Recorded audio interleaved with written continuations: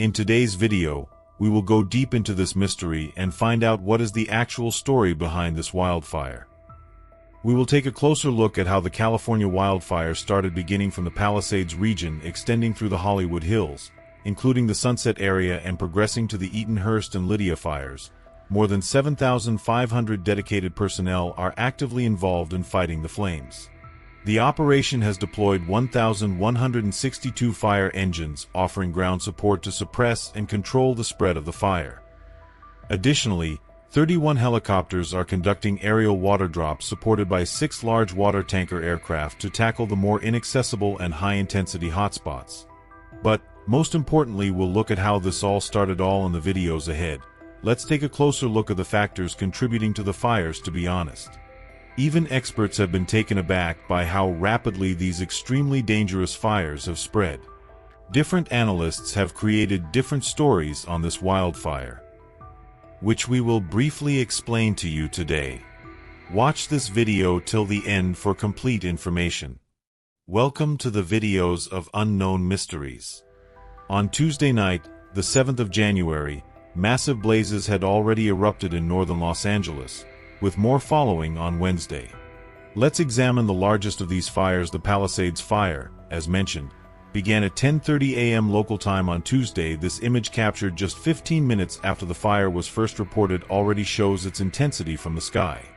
The fire quickly ballooned throughout the afternoon, raging between the beach towns of Santa Monica and Malibu by midnight, and it consumed nearly 3,000 acres, destroying numerous buildings and homes, so many in fact that officials are still struggling to determine the full extent of the damage. The cause of the fires has not yet been identified. However, what we do know is that they have been supercharged by fierce dry winds blowing in from the northeast. These winds, known as the Santa Ana winds, accelerate as they hit the mountainous terrain around Los Angeles. This can be seen in the striking bands of pink and purple on weather maps indicating the areas affected by these devil winds. The Santa Ana winds also drastically reduce humidity levels, drying out the land and making it more flammable, with wind speeds reaching up to 60 miles per hour. These conditions are so extreme that firefighting planes have been unable to take off. Chiefs describe the combination of low humidity, dry soil, and strong winds as creating some of the worst fire conditions imaginable. Southern California recently experienced an exceptionally hot summer with almost no rainfall during what should now be the wet season. This map illustrates the rainfall over the past 60 days compared to the average for this period. The brown areas around Los Angeles highlight regions that have received virtually no rain, leaving the land parched and highly flammable. This combination of factors has created a dire situation for thousands of Los Angeles residents, many of whom have been forced to flee their homes. These homes, often belonging to the rich and famous, have been reduced to ashes in mere hours. This is the grim reality faced by Californians as they grapple with an increasingly severe and prolonged wildfire season. 7 fires are currently being the 7 fires tackled in California. The Palisades fire was first reported at 10:30 a.m. 1830 Green, which means time on Tuesday, January 7th. Within just 20 minutes, it grew from a 20-acre blaze to more than 200 acres.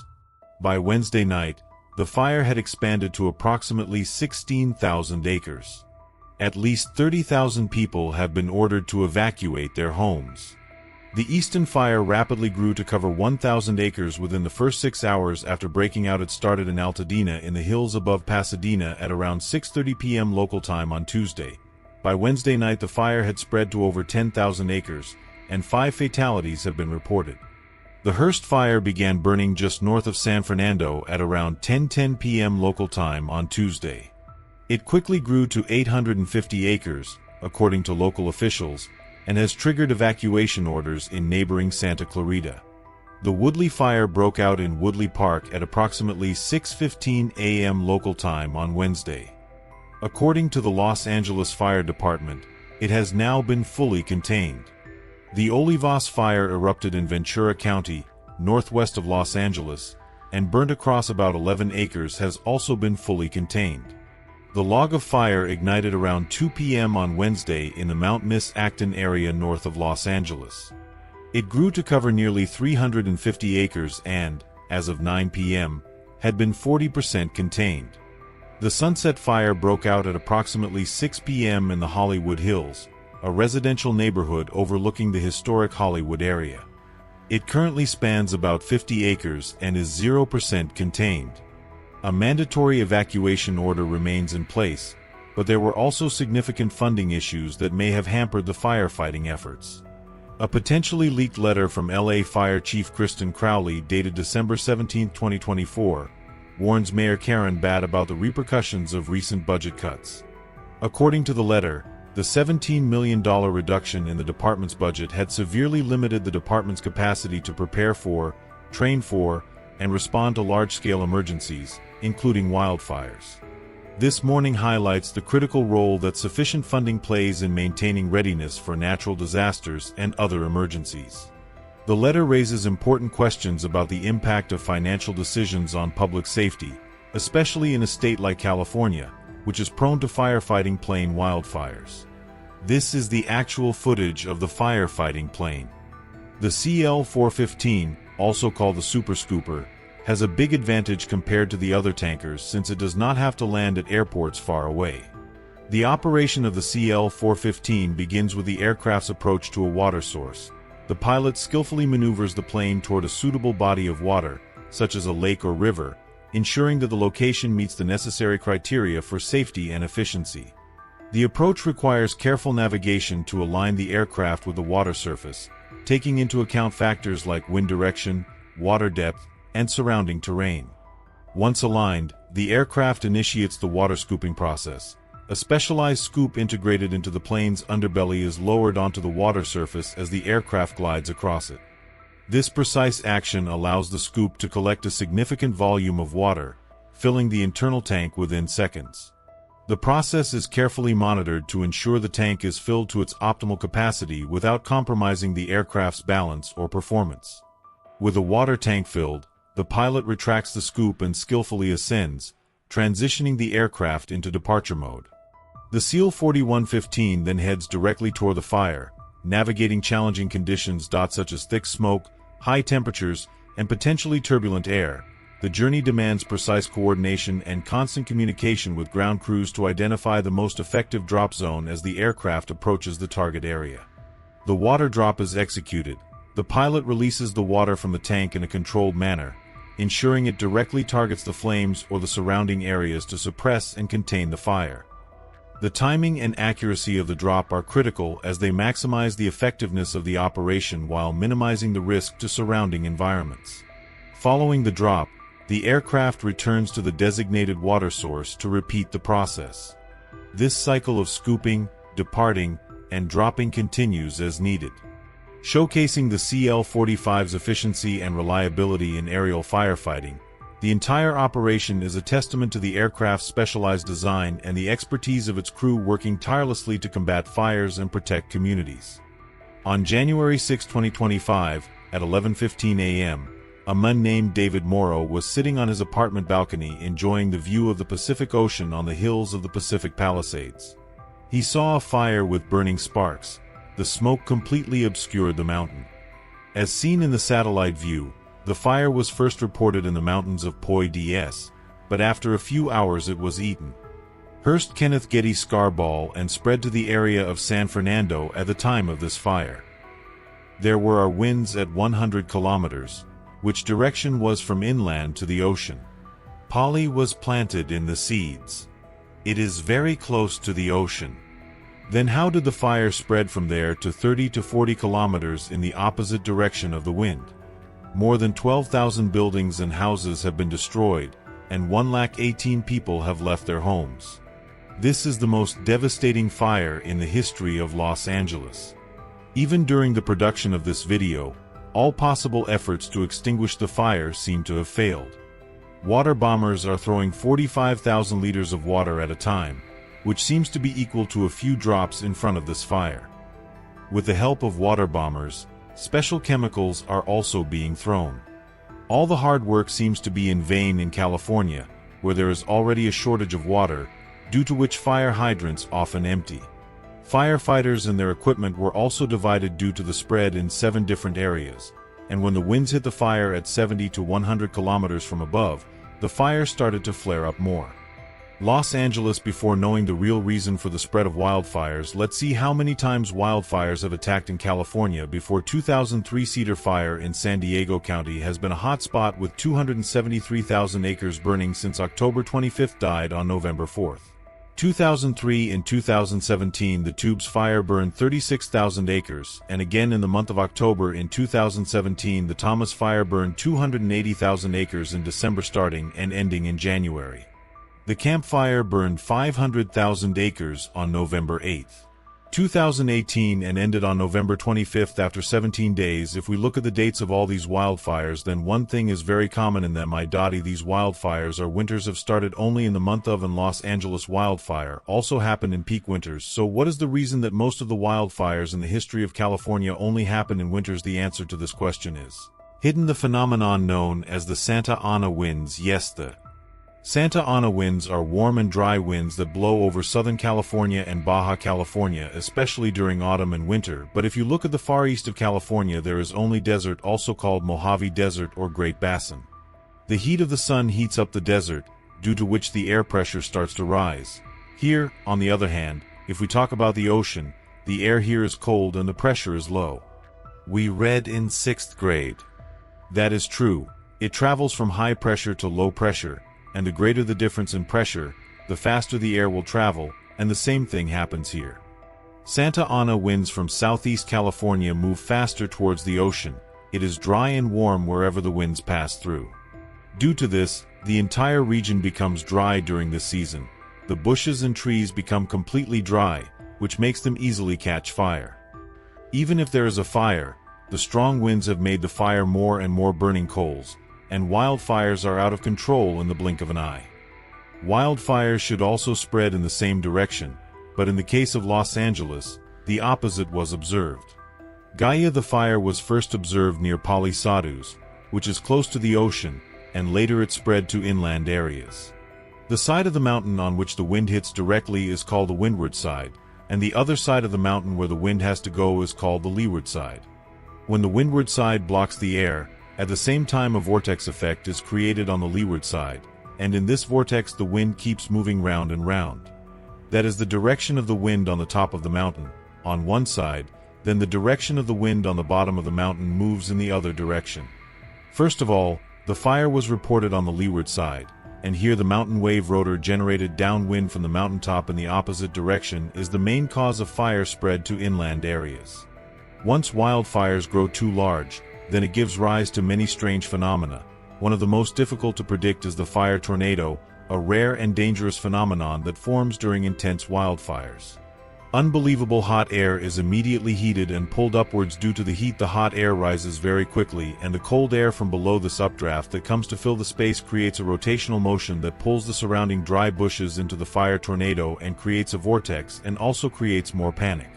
Now, this fire tornado starts to create its own wind by dominating the wind in the area, the direction of which is very difficult to guess, but most of the chances are that wildfires will increase uphill along the mountain. Wildfires are reality and will be monitored more frequently in the coming years due to climate change. With the help of intelligence, the direction of the spread of the fire is also predicted, and then all this information is sent to the firefighters. Try to spray chemicals around the fire to stop the fire from spreading, but in Los Angeles, if firefighters control the fire in one area first, the fire will spread to another area through the air. The first recorded wildfire in U.S. history occurred in 1871 near Michigan. These wildfires burned 1.2 million acres and burned 2,500 from the Peagull Fire of 1871 to the Los Angeles wildfires of today. Nature is warning us that fire control is even closer. It is impossible. But if we try to understand nature and instead of fighting climate change we try to act according to it, then maybe the series of wildfires can stop again. America's film city, the city Los Angeles, is home to Hollywood. There are heart-wrenching scenes everywhere in the city. Look at this video. This is a fire tornado. This was seen in an area known as Palisades. And then there's this scary video shot by a man who was locked in his house when the flames reached his house. In this video, you can see that this person's house was surrounded by flames. The person who recorded this video was rescued on time by the firefighters. But not everyone was lucky enough. At least 24 people have died till now. This fire has spread across almost 40,000 acres. It's been more than a week since this fire started, but even now, when I'm recording this video, this fire is still burning. More than 12,000 buildings have been burnt. People's homes have burnt down. More than 180,000 people have been displaced. About 200,000 people have been given evacuation notices. According to J.P. Morgan's estimates, this will cause a financial loss of approximately $50 billion to the city of Los Angeles. This is not a standalone fire. There are multiple fires at multiple locations. On the morning of January 7th, this fire started in an area known as Palisades. Look at the map. The same night, fires broke out in Eaton and Hearst too. By January 9th, Kenneth was also engulfed in flames, as well as several other areas, including Lydia, Archer, Woodley, and Sunset were engulfed. By the morning of January 12th, the fire at Lydia had been completely doused, and the fire at Kenneth was about 90% doused. The one at Hearst was 76% controlled. But only 15% of the Eaton fire and only 11% of the Palisades fire were in control. The most shocking thing about this event is that it's happening in January. In January, it's winter in LA. This month gets the highest rainfall in the year. So how did we get to such devastating wildfires? There's a conspiracy behind this. Let's try to understand it in this video. If you look at this event only from a geographical perspective, the reason is said to be that Southern California didn't get enough rainfall this year, leading to lower humidity, and so the vegetation dried up. The air was too dry. Apart from this, there were strong winds, powerful offshore winds, known as the Santa Ana winds. These winds made the fire weather worse. If you look at the map of America's western coast, you will find the Rocky Mountains here. It causes low-pressure areas around California's coast. Winds are caused due to this pressure difference. When these winds descend from the mountains, they are warmed up, and the humidity drops below 10%. Then this hot, dry air makes the forest drier and increases the possibility of wildfire. Even a small fire or a spark turns into a big fire and spreads rapidly. But the real question here is that these conditions, low rain, low humidity, dry vegetation, and heavy winds, what causes these conditions? There is a climate scientist, Peter Kalmus. He works at NASA's Jet Propulsion Laboratory. Earlier, he lived in Altadena, Los Angeles. But in 2022, he moved out of this place, because he had realized that living there wasn't safe. He wrote an article in the New York Times in which he talked about a dark truth. He talked about some powerful people.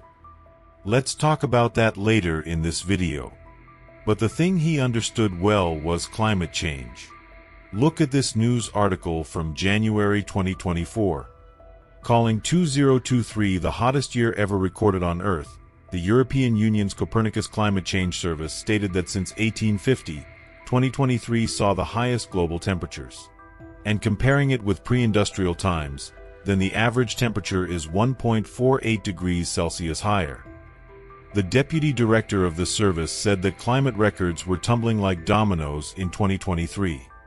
This year's temperature was probably higher than any other period in the last 100,000 years. You may find this quite surprising, but the climate scientists weren't surprised, because they had already predicted this.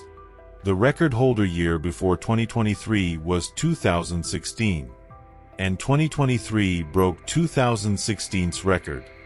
This wasn't a sudden or weird event, rather, it was the trajectory of climate change. By December 2023, the greenhouse gas levels were at record highs. Global temperatures were at record highs. Sea level rise was at a record high, and the sea ice in Antarctica was at a record low. Late in 2023, the United Nations Annual Climate Summit was held, COP28. This summit focused heavily on phasing out fossil fuels. India's 12-year-old climate activist, Lacy Priya Kong, jammed and managed to get on the stage at this event. She wanted the countries to stop using fossil fuels. But when the COP29 summit was held in November 2024, we found that the promise of transitioning from fossil fuels was nothing but a false promise. Data shows that instead of coal, oil, and gas emissions decreasing in 2024, they increased by 0.8%. What did this result in? Look at this news article from this month. 2024 broke 2023's records. 2024 became the hottest year till now. From June 2023 to August 2024, temperatures kept breaking new records for 15 months at a stretch. NASA scientists called it an unprecedented heat streak.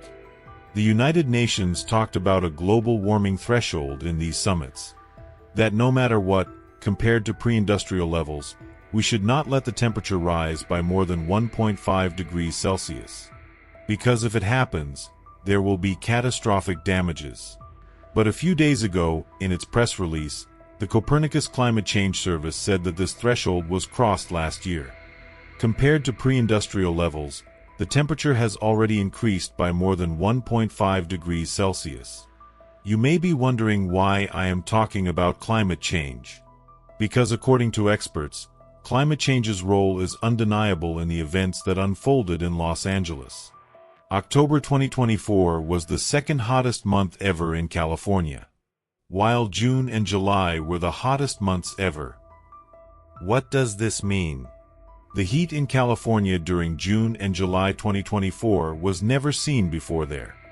In a large part of Southern California, there was no rain after July. Everything dried up. Temperatures in Southern California broke 5 heat records Friday, and emergency rooms are busy with heat exhaustion patients. Then, a few months later, the Santa Ana wind started blowing, which made the forest even drier. That air descent leads to warming and compression, that also dries the air out significantly. And that wind can spread pre-existing fires. Now, it is important to understand one thing. Wildfires are not always caused by humans. Wildfires can ignite naturally too. In fact, there are some ecosystems too, plants and animals that have evolved to be dependent on periodic fires to maintain ecological balance. Such as conifer trees, they have a thick bark or prairie grass, which stores most of its biomass underground. There are some plants that are dependent on the heat to help their seeds germinate underground, or for their buds to turn into fruits. These infrequent wildfires can clear out dead organic material. When there's a buildup of dead or decaying plants on the ground, the organisms within the soil may be unable to access the nutrients. This can prevent the outgrowth of new smaller plants. In such a situation, when the dead plants and animals burn in this wildfire, nutrients are released into the soil from the burnt material. This way, the nutrients are released faster instead of decaying gradually. This is why, many times, humans often carry out prescribed burns or controlled burns. We intentionally orchestrate wildfire in a controlled way so that the ecology can benefit from it. This is a scientific field in itself, known as fire ecology. If we talk about the California region, wildfires have been common there. During summers, there are dry weather conditions with the wind blowing. So normally, from May-June to October, there can be a fire. The triggers behind this fire can be natural causes or man-made. Natural causes can be like a lightning strike. This is the most common cause of wildfires. In terms of man-made causes, it could be a roadside ignition, a fire that sparked in a vehicle. If a machinery hits a rock, it can cause sparks and later a fire. Or sometimes the strong winds can lead to power lines swaying, igniting sparks. There can be other direct man-made causes as well. People go camping, light their campfire, but forget to put it out. The National Park Service of America stated that 85% of the wildfires in their country are caused by a human trigger. An audit in 2022 in California revealed that the electrical grids need a lot of improvements to reduce the risk of wildfires. The fire raging in Palisades now is said to have been triggered by the firecrackers used in New Year. The exact cause is still under investigation, but the firecrackers are considered a major suspect. But the problematic thing here is that along with human triggers, there is a direct disruption caused by climate change. This is why the natural wildfires over the last decade are not a part of any natural ecosystem. The timing of the wildfire in January, its intensity, and the damage it caused make it clear that its root cause is climate change. Things will only get worse in the future. In 2021, a study was published in the PNAS journal that said that the days when there is a higher chance of a fire igniting, the number of such fire weather days in California, has risen from 66% to 90% over the last few decades. Such extreme wildfires that spread over more than 10,000 acres, their frequency in California has increased by 25% compared to pre-industrial times. This was stated by a study published in the science journal Nature. If we look at the California Fire Department's data, then, in the list of the top 10, 8 wildfires are from 2017 to 2024. Over the last few years. This shows that not only are many situations caused by human triggers, but overall, less rain, dry vegetation, and being more flammable, all of these are directly influenced by human-caused climate change. Whether the government understood this or not, Peter Kalmus, a climate scientist, whom I mentioned previously in this video, took this to be a clear sign that the situation is getting worse. Peter had been living in Altadena, a small town in Los Angeles, since 2008. He says that this place was like heaven at that time. There was a huge avocado tree in his backyard with its fruit, which he used to make unlimited guacamole dips. There would be flocks of green parrots chirping about. Nearby, in Pasadena, there were the perfect green lawns of California Tech, where he would lie down with his kids. But the earth was getting hotter. And by 2012, it couldn't be ignored any longer. And so, he decided to change his field. Earlier his work was related to gravitational waves. Now his work is related to climate science. He works at NASA's Jet Propulsion Laboratory. He wanted to draw people's attention to climate change's urgent threat. He volunteered with local climate groups. He gave climate talks in many parts of the city while riding a cycle. He wrote articles in newspapers and tweeted on Twitter. He was also the co-founder of a non-profit climate app and climate media group. But he was helpless against the agenda of a few billionaires. In September 2020, during an intense heat wave, Peter felt heat exhaustion for the first time. The next day, a fierce fire broke out a few miles away. This was named the Bobcat Fire. With his family, he was surrounded by clouds of smoke over the next few weeks. There was a burning sensation in their lungs and a constant tingling in their fingers. After that day, he suspected that his neighborhood would also be a victim of a fierce wildfire someday. That day he decided that they can't stay there any longer. They had to leave that place. In 2022, his wife got a job in North Carolina, and the family moved there. He says that though he knew that there'd be a fire someday, he never imagined that it would be so fierce. In the news, he saw the pet hospital he used to visit for his dog was burnt. The church where he used to take his boys for recitals was burnt. The coffee shop where he used to meet his friends and climate activists got burnt. Nothing was left of the hardware store or the bunny museum near where he lived. His old neighbor messaged him to say that the house he used to live in was burnt to the ground. This brought Peter to tears. Peter says that the apocalypse is already here. If not for all, then for those who have lost something in climate disasters. No place is entirely safe. There were deadly fires in Hawaii in 2023. The 2021 heat dome in the Pacific Northwest. The Hurricane Helene in North Carolina last year. Apart from America, there have been wildfires in Australia.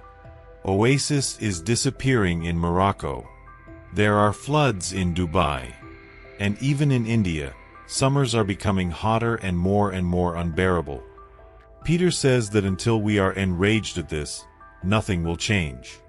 And you will be enraged when you find out the truth about who is suffering and who is benefiting from it. Who caused this? Look at this report from last year.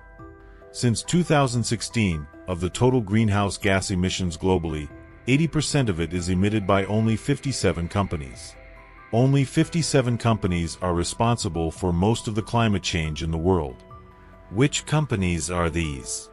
These are multi-billion-dollar multinational companies that sell oil, gas, and coal. America's ExxonMobil, Shell, BP, Chevron, and Total Energies.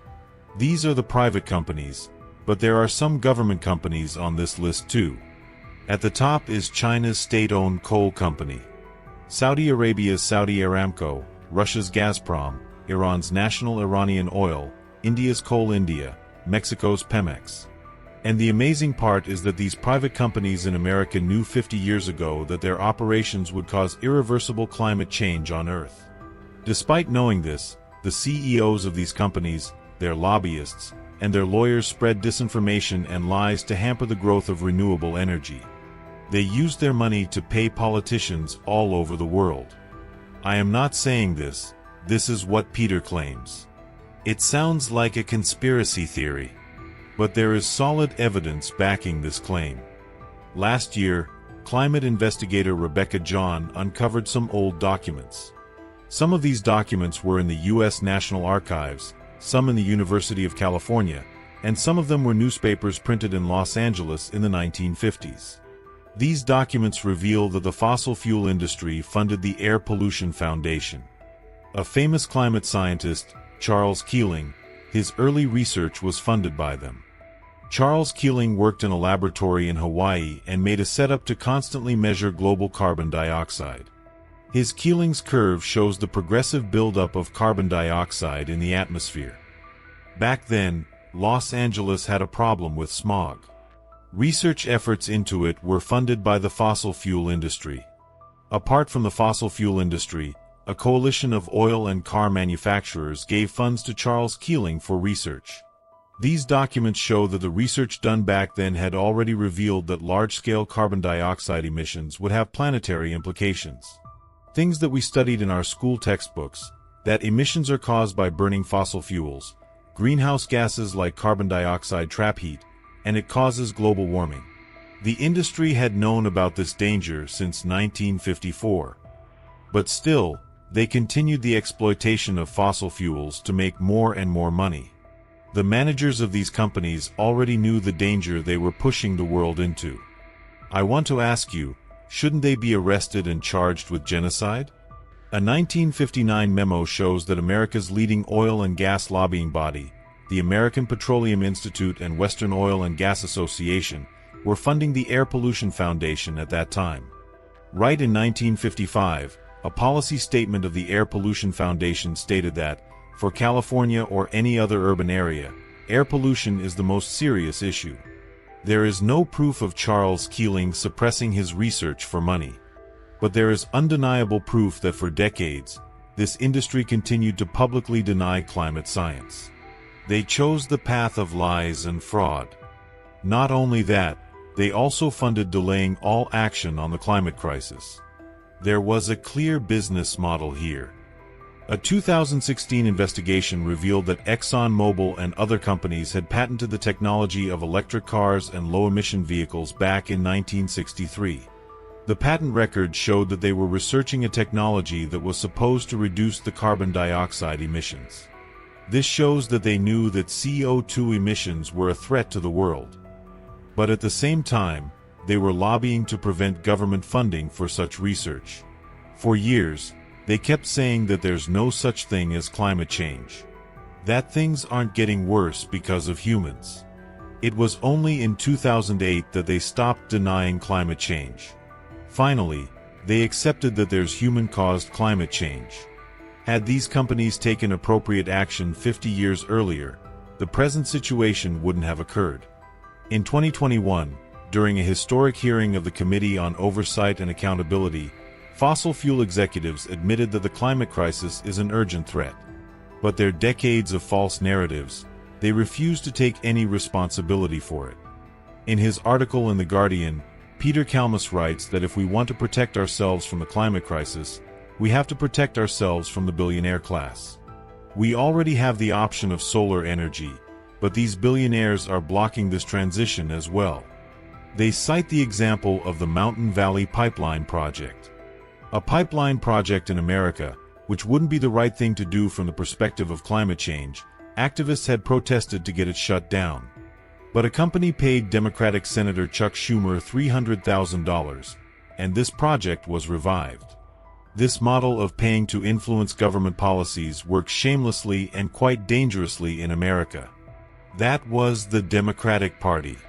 Their other main party, the Republican Party, to help Donald Trump and other Republican candidates win, Elon Musk spent $277 million. It's only 0.06% of his wealth. But it was enough to reverse the election. While talking to the channel Democracy Now!, Peter said that we need to stop this stupid war and deal with this emergency that our planet is becoming less habitable. Our planet is in the process of becoming less and less habitable. In terms of politicians, he called out the two recent U.S. presidents from the Democratic Party, President Biden and President Obama, both of whom were proud of the fact that they expanded the use of fossil fuels. On the other hand, now that Donald Trump, a Republican, is in the office, he gaslights people and says that it is all a hoax. Both the Democratic presidents, President Obama and President Biden, were very proud to expand fossil fuel. We have a Republican president coming into office who says that this is a hoax, who's gaslighting the people who are following him. Peter asks, when will Trump supporters open their eyes and see that the planet is becoming inhabitable? When will they stop listening to this person who calls climate change a hoax? Peter suggests that we have to adopt the path of civil disobedience all over the world. First, he says that we need to hurt the social license of these billionaires. We have to take away the power they wield. Only when we do this will we be able to find the solutions to problems like the climate crisis and healthcare crisis, and make the world a better place. If you are watching this video, I would ask you to join Peter Kalmus and other climate activists' movements. We need to ensure that our lifestyle is sustainable. That is important too. But the biggest problem here includes these billionaires at the top and these big companies. On a personal level, the number of trees we plant barely matters. The cleanliness around us barely matters, because these people at the top of the hierarchy can pay the politicians to pass such laws that would destroy our environment. I hope that this video was informative as always. So, do follow our channel for more informative videos. And don't forget to like and share your feedback in the comments.